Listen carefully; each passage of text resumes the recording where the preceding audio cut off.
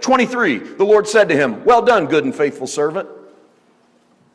I mean, even in the old covenant, Jesus had a problem with this. A man comes to Jesus.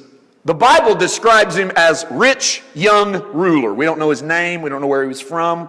We know a couple things about him. We know he was rich. We know he was young. We know he was a ruler. That's about all we get.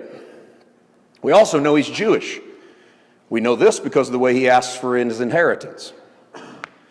He comes to Jesus and says, "Lord, what good thing must I do to inherit eternal life?" Jesus is never confronted with what good thing must I do from Gentiles. Gentiles don't come to God saying, "What good thing must I do?" They don't think they deserve anything anyway. Jews come with the mentality because they have Moses, and what the Moses seat has taught them is that if you do good, you will get good, and if you do bad, you will get the same. You will get bad. And so the rich young ruler comes to Jesus and says, "What good thing must I do to inherit eternal life?" What's Jesus' answer? Jesus says to him, "Why you call me good? Good master, what good thing must I do to inherit eternal life?" Jesus says, "Why you call me good? There's none good but the Father." That really used to bother me because I thought, man, if anybody's good, it's Jesus, right? I mean, Jesus could have rightfully said, "Good job. Yes, I am good. What would you like?" But he doesn't, because Jesus knows that in this moment, the only way he's going to reach this young man is to get this young man to start to graduate away from Moses and into the reality that the inheritance is supposed to be his by faith. He can't really do that because he's under the old covenant. The guy can really only understand so much. So Jesus knocks the props out of the only thing the guy understands, and that's being good. So Jesus says to him, "Why do you call me good? There's none good but the Father." What Jesus is really saying is, do you want to proceed down this road where you receive what you get because you're good? Is this the way you really want to go? And the young man says, "Yes, it is." And Jesus says, "Well, then go obey the commandments." And the young man lists 5 of the 10 off, or Jesus lists 5 of the 10 off. And the young man says, "That's good. I've done all 5 of those."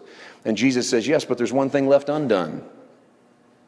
Jesus never tells you under the new covenant what you have left to do.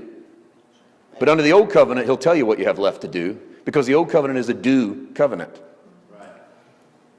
By the way, this is the only person in the 4 Gospels that comes to Jesus looking for absolution and doesn't find it. Isn't that amazing? I heard a man recently telling a crowd how they ought to witness on the street. He said, "Let me show you how you ought to witness to sinners on the street." And he turned in his Bible to the story of the rich young ruler. And he said, what you ought to do is you ought to show people the places that they are breaking the law. He said, watch how Jesus successfully shows this young man the places in which they are breaking the law. What this preacher failed to show his crowd was, I just used the only example where Jesus didn't win his congregation. Did Jesus make a mistake? No, Jesus showed you how not to do it. Jesus showed you that if you come to me based on what you can do, you're always going to leave dissatisfied. If you come to me and say, what good thing must I do? You're always going to leave miserable. Because salvation is not about being the good guy. Amen. Salvation is not about doing the good thing. So you already know you're bound in an old covenant when the response is, enter in, good and faithful servant.